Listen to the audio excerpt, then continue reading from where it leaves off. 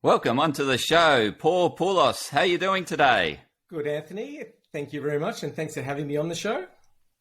You're so very welcome. We're very grateful to have you on the show because of the field that you're an expert in is very interesting, and everyone, all the listeners are always intrigued about how they can become better versions of themselves. So they're certainly going to be intrigued as to how you've arrived at what you're doing today. Yeah, so it's like everyone, maybe a fairly long story, but I'll give you the last 10 years or so. So I spent a fair bit of the last decade working in the fitness industry and immersing myself in everything that was on offer in that space. But similar to most people, as I started to progress up the corporate ladder, started to work more and more, and became a little bit disillusioned with lifestyle that I was living, even though I was in the fitness industry. So I started to explore ways of optimizing myself and leading a healthier life. Now, I guess on top of that, I suffer from narcolepsy, which is a neurological condition. A lot of people may associate it with people just falling asleep on the spot, or they may have seen movies like Deuce Bigalow where people just fall asleep. And it's not completely like that.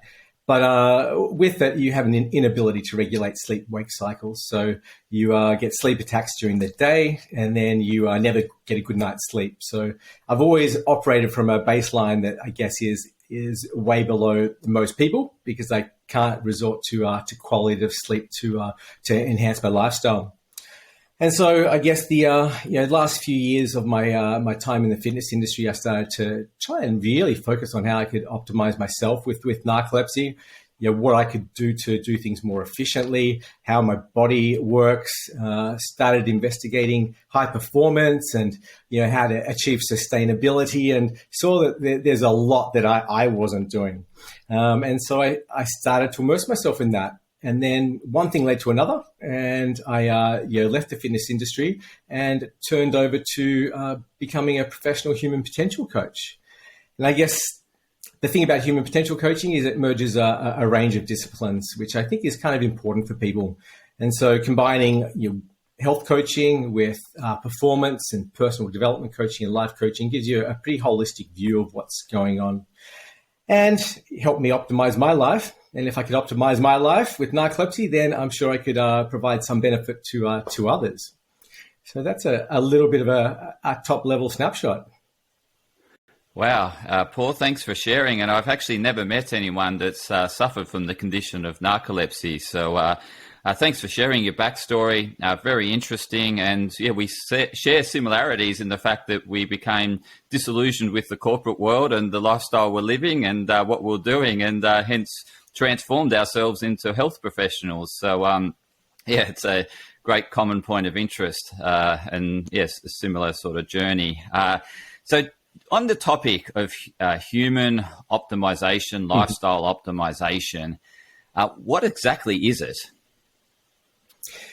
Well, human optimization or lifestyle optimization is about implementing strategies and tools and techniques in your everyday life that can allow you to be the best version of yourself. And it's looking at everything from nutrition to sleep, if that's something you can work on, to even things like understanding habits and goal setting and understanding the way the brain works.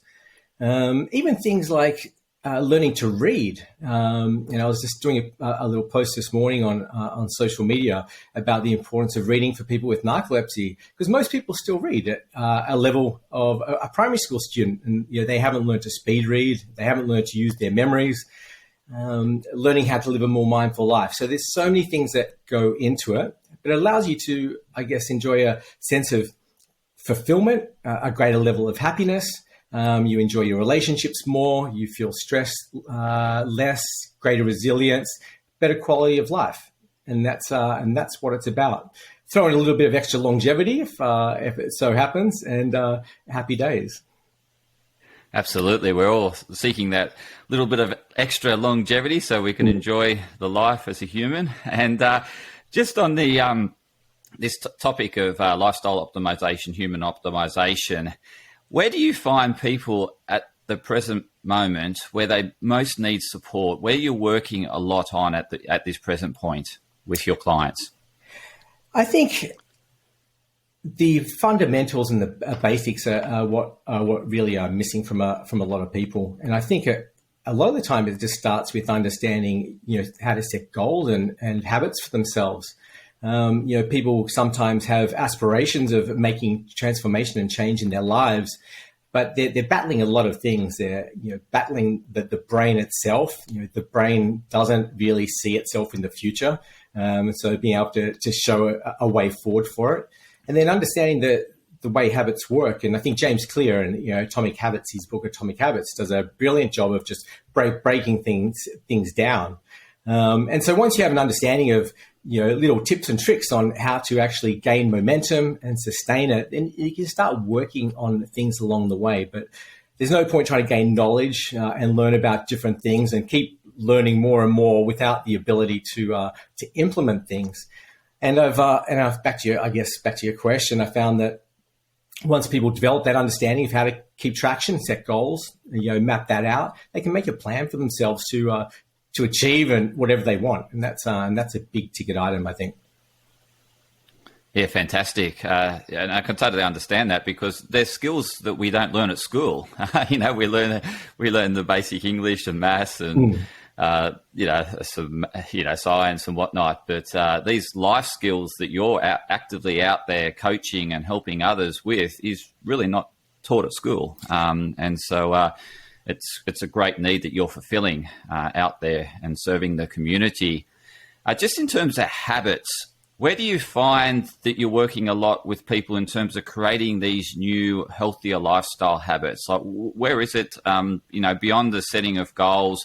Like, what's the sort of next steps that you're looking to do and help others with moving along in terms of moving in that direction they want to go in? Yes, I guess the first thing to look at, which can have the greatest impact, is usually looking at nutrition or gut health, and then helping people understand that the new science and research really indicates that we have the gut-brain link. We have a second and a third brain, the heart for that matter. But understanding the stress that can be caused by an imbalance of microbiome.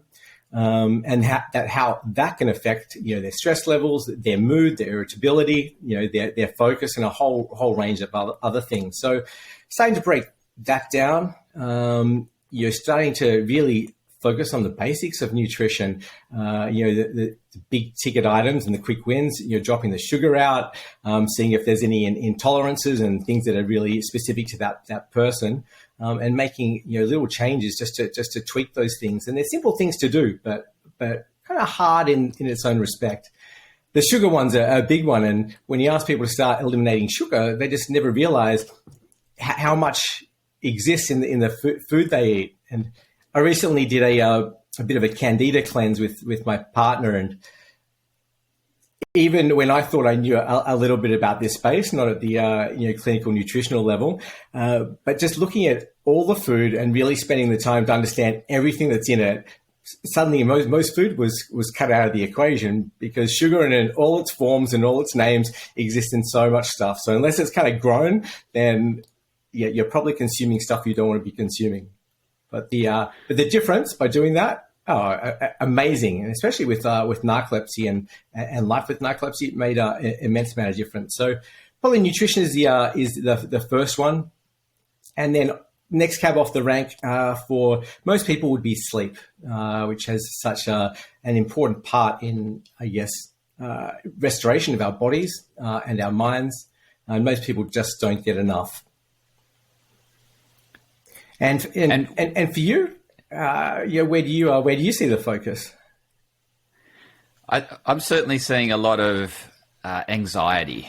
So clients coming to me very anxious, and I think it's explainable. I mean, we've been through a massive upheaval through going through the pandemic, and we're still, I guess, coming out the tail end of it. And I think that anxiety's pent up from that, and it's. And then there's that readjusting, and this is what I was going to ask you about lifestyle optimization is, we've gone from being locked up, working from home. Now companies are saying, oh, now we want you to come back in the office. We're missing the team dynamic. We're missing the creativity elements. So come back in.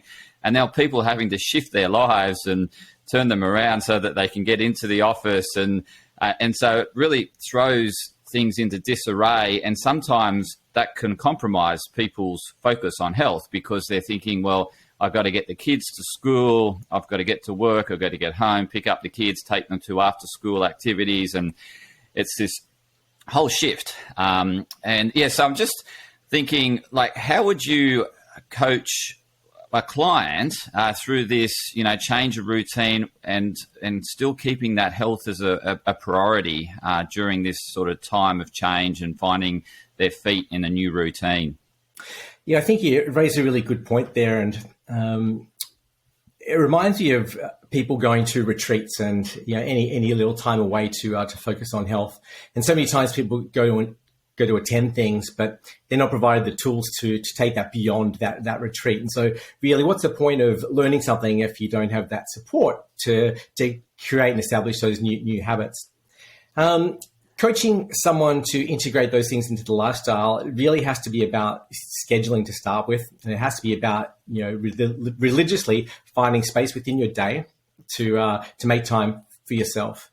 And I guess helping people understand that if they want to be the best at their work, if they want to achieve career growth or achieve greater levels of creativity, then they need to put this focus in onto other activities.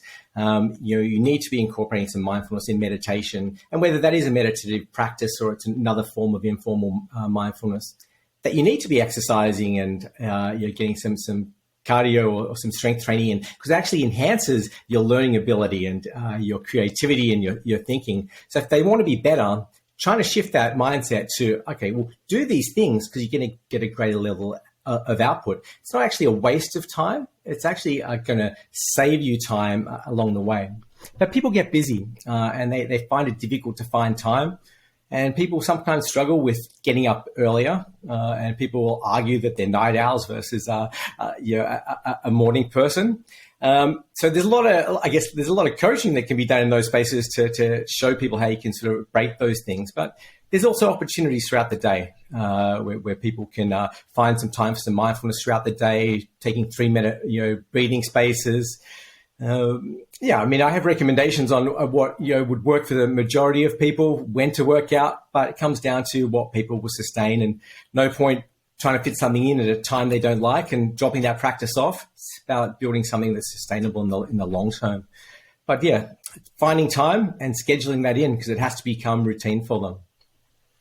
Yeah, fantastic. And I also liked how you linked it to another goal that's also important to them. If they're very career focused, you said, well, by scheduling health, you're going to actually, propel your career forward and much faster and much more successful because you're in a more optimal space of thinking and being creative and better regulation of your moods, and because you've got the health sorted out.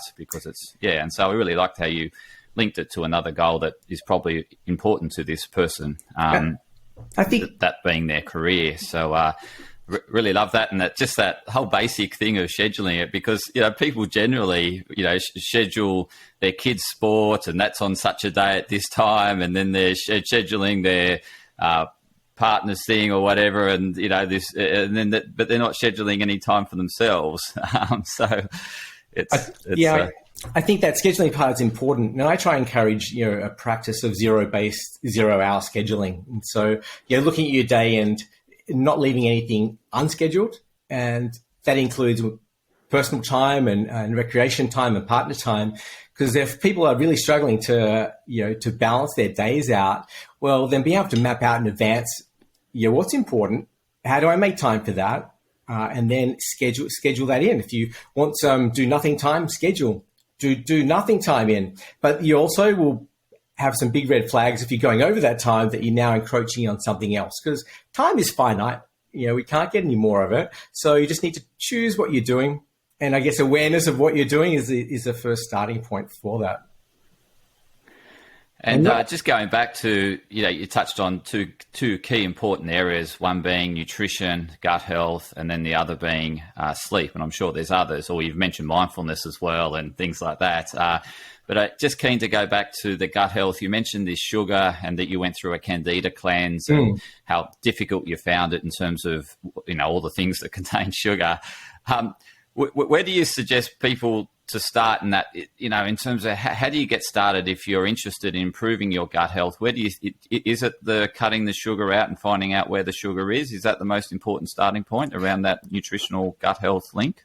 No, I think it's interesting when you start diving into the science a little bit. There's so many things that impact gut health, and I was doing some research recently on even like the vagus nerve and how that interacts with with gut health and the intestines and serotonin production, for that matter. So it's quite fascinating, and I think it's important not to overcomplicate things for people.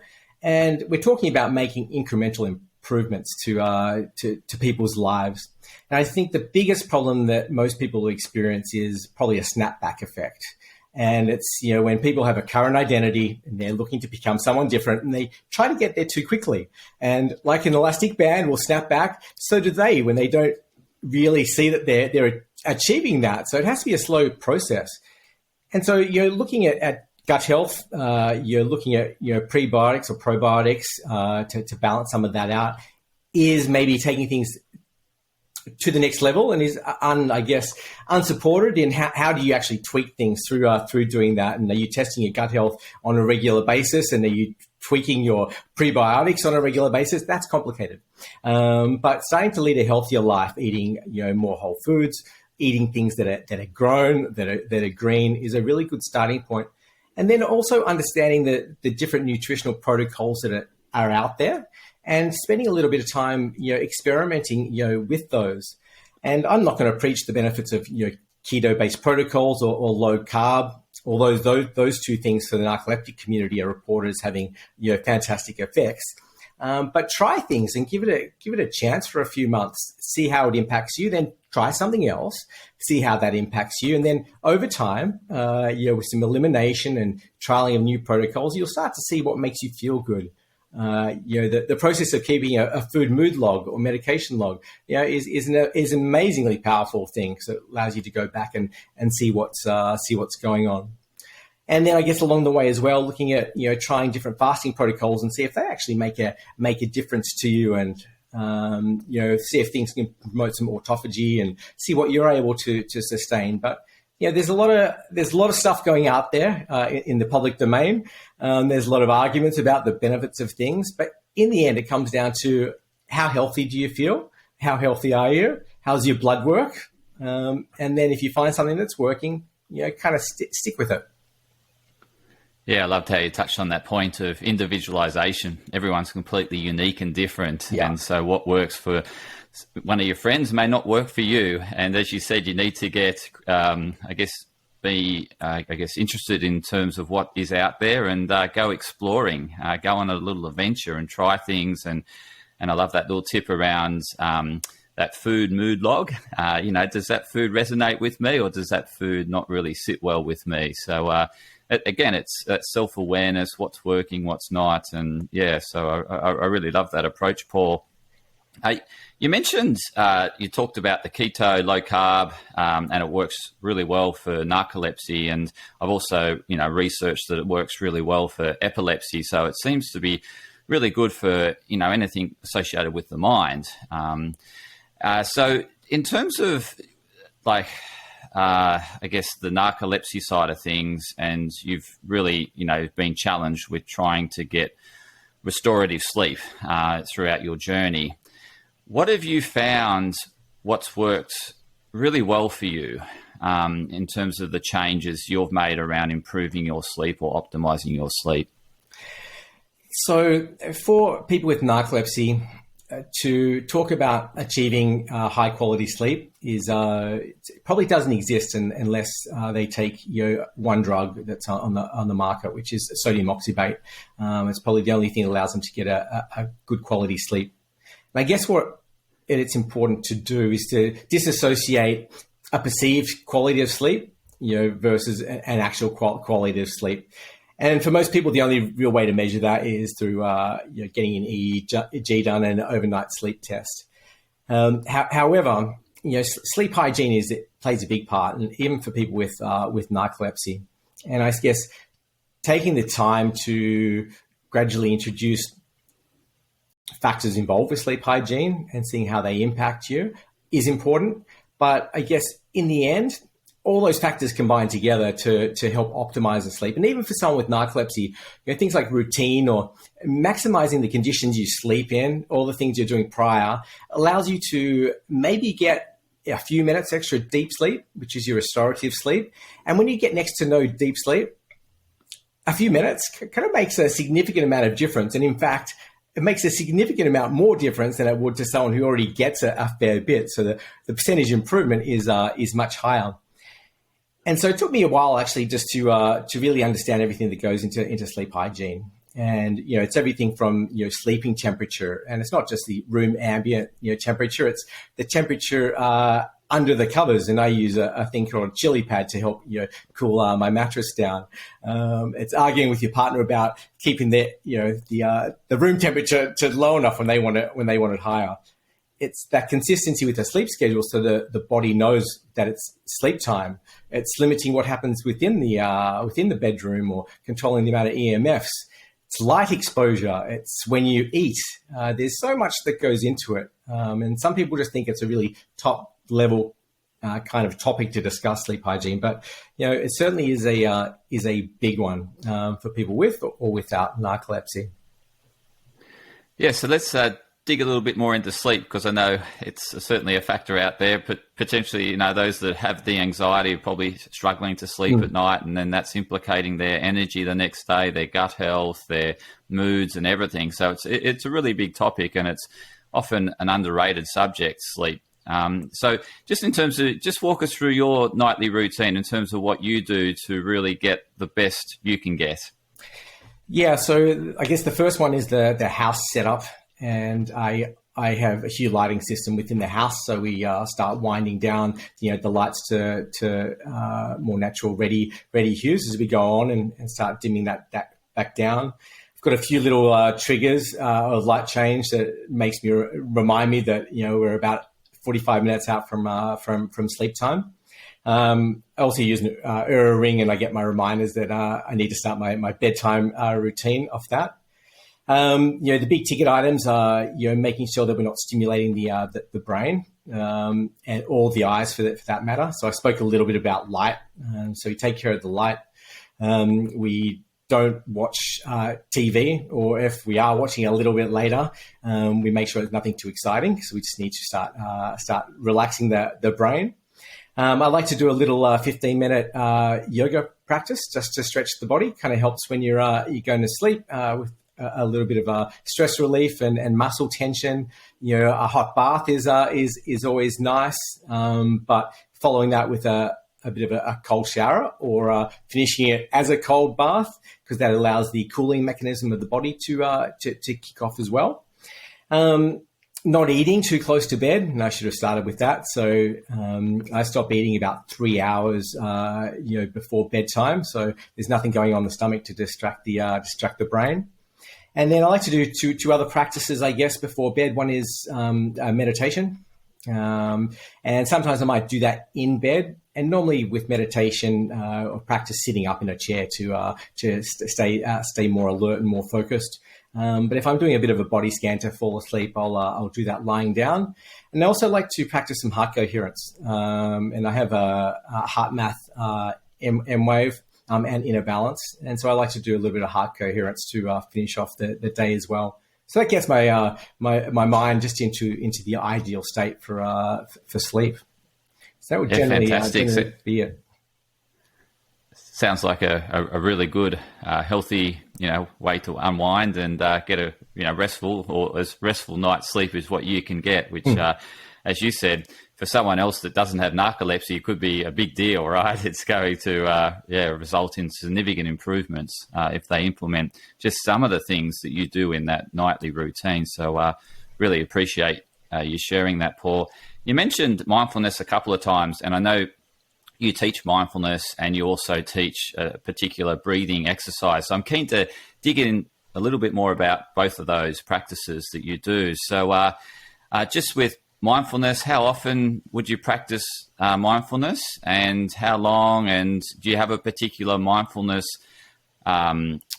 there's, I guess, so many ways in which you can do mindfulness. Is there a particular form of meditation or practice that you do around mindfulness? Yeah, so I guess with mindfulness, most people associate mindfulness with mindfulness meditation practice, and so I like to distinguish between mindful living and being mindful and a meditative practice in itself. And I guess as part of meditation, there's some basic mindfulness exercises where you're training yourself to focus on your attention and awareness. And so I guess you're running a mindfulness training program and just launched one for the narcoleptic community. And just speaking about a mindful life and living a more mindful life, becoming aware of things like the present moment or judgments, starting to look at compassion and self-compassion. There's certain fundamentals that are part of that. And part of the course, I guess, starts to teach people on how to focus and start teaching about core fundamentals of mindfulness itself. And the basic practices that I often go back to as well are everything from body scans to loving kindness meditation, and that especially is powerful during some heart coherence training. Making sure things are heart centered. Awareness of breath, aware of feelings and senses and sounds and the space around us. And then I like to be able to take those fundamental skills into a meditative practice. And I'm currently a subtle energy meditation teacher under Kevin Schoeninger and Stephen Altair with Raising Our Vibration. And subtle energy meditation is all about becoming more attuned with the subtle frequencies and energy flows throughout the body and the central channel. And then using that as a point at which we can access a greater level of awareness around us. And I guess for my more serious, my deeper meditation practice, then I would be usually practicing one of those meditations.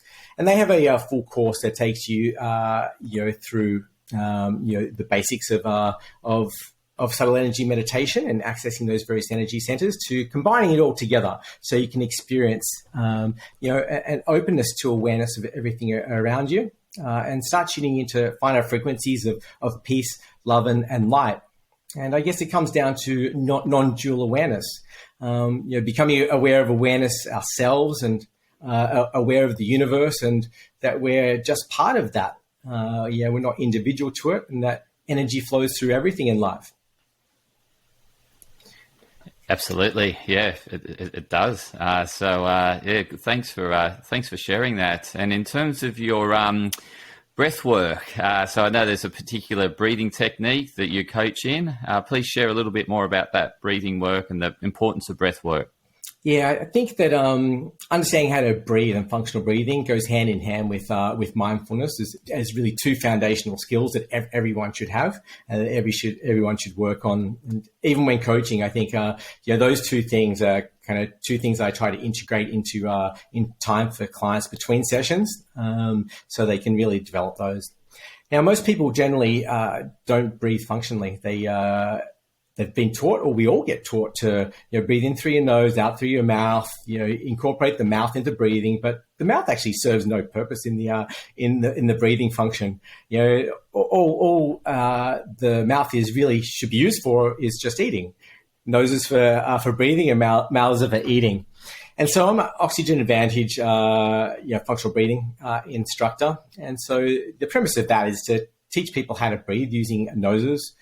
Start teaching people that carbon dioxide and nitric oxide are not our enemies; that they play significant roles in oxygen delivery to cells and the whole breathing function in general. And it's about teaching people just to start breathing lighter, slower, and deeper, and kind of the benefits that can have on their lifestyle. improves overall well-being. It helps controls, the nervous systems and has an impact on parasympathetic nervous systems, oxygen uptake and delivery. It activates the vagus nerve. There's so many benefits that happen, and it takes a while to develop. And then learning to nose breathe 24 hours a day also involves some funny practices, like mouth taping.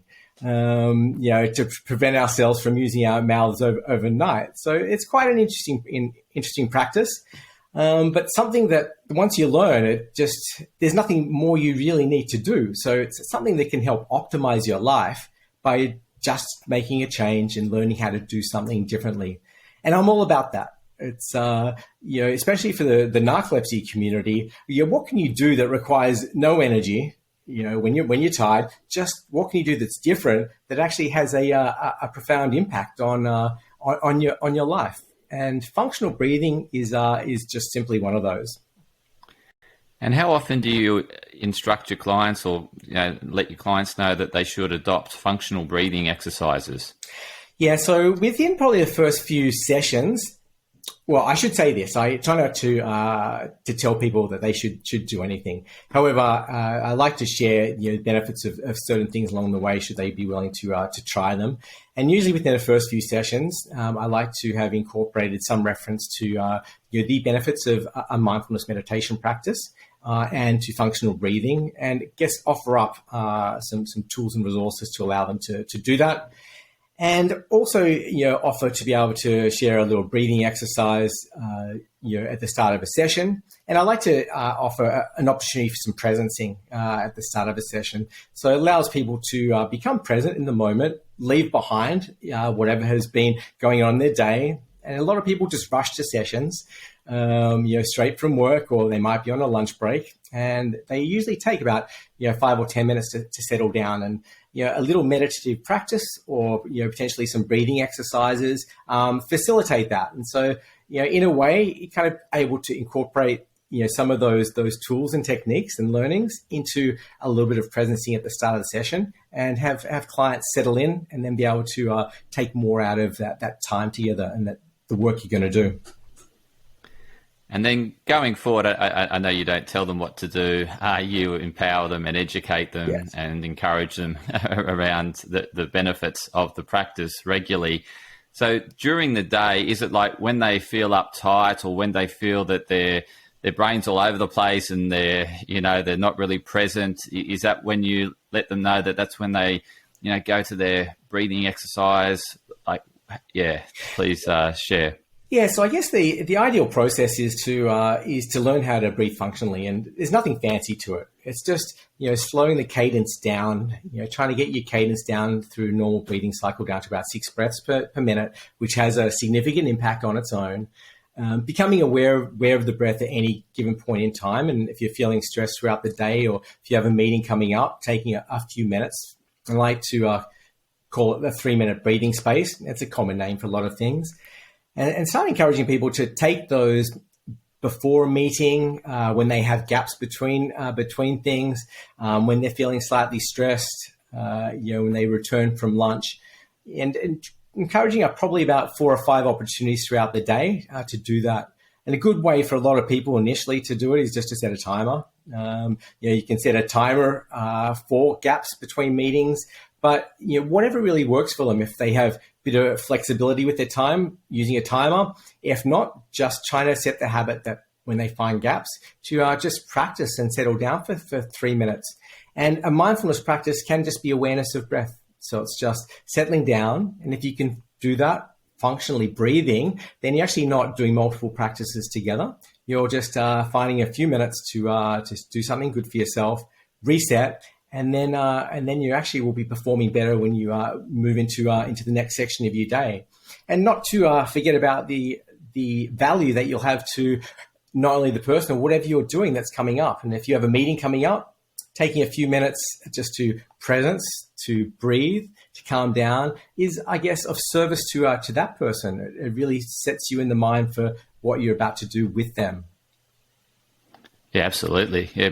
Takes them into the present state, and they're actually with the person that they're with, as opposed to their mind being elsewhere, and they may be physically present, but they're not really there mentally. So fantastic. In terms of Paul, is there anything else that, I mean, there's probably multitudes of other things. Is there any other really important area that you find that would really help the listeners in terms of that lifestyle optimization? Yeah, I think there's certainly other things that come into the equation, and you can't discount physical movement and exercise in whatever capacity that's in, and it just needs to become about doing something you love and that habit. And a lot of the time you have people saying, I can't do this, or I'm incapable of doing something because I have restrictive injuries. But there's always something that can be done. And I always think a good starting point for a lot of people is just working on basic mobility and body function. And no matter who you are, there are things you can do to improve the way your body moves. And it could be something as simple as doing foot and toe exercises. And, if you look at someone with narcolepsy who hasn't got the energy to do things, well, you actually probably don't want to run into, trying to achieve your future self.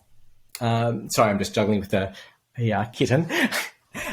You don't want to try and become that future self until you're ready to get there. You're more likely to experience injuries and problems along the way. So even starting with trigger point and foot mobility or basic joint mobility, there's things that you can do no matter what your condition to help optimize your form and function and give yourself time to grow into who you need to become. But movement, exercise, understanding the importance of somatic practices. And so, any practice that allows and facilitates that connection between the mind and body. And for some people, that might be a more traditional mindfulness and meditation practice. For others, it might be, something like Tai Chi or Qigong. There's so much you can do. For some people, it might be going for a surf and just having that time on the waves to themselves. You're combining some body movement with some mind. So there are many ways you can do it. And then also the two other big ticket items, I guess. First one is social interaction, and so the relationships that you cultivate and making time for those. And whether you're someone with narcolepsy, and people with narcolepsy often are averse to social conditions because there's so many impacts. Trying to find ways to cultivate some relationships and find the relationships can have a profound effect on your mental health, well-being.